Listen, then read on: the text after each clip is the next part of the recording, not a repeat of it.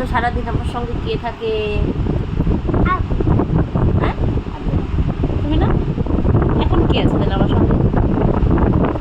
তা আমার এটা না, এটা আমার বেস্ট ফ্রেন্ড, জানো সবাই। এটা আমার সারাদিন আমার সঙ্গে থাকে, আমার সঙ্গে সঙ্গে ঘোরে, আমার পেছন পেছন বাথরুমে যায়, আমার পেছন পেছন আমি যা যা করি আমার সঙ্গে সঙ্গে যায়। এটা আমার ছায়া।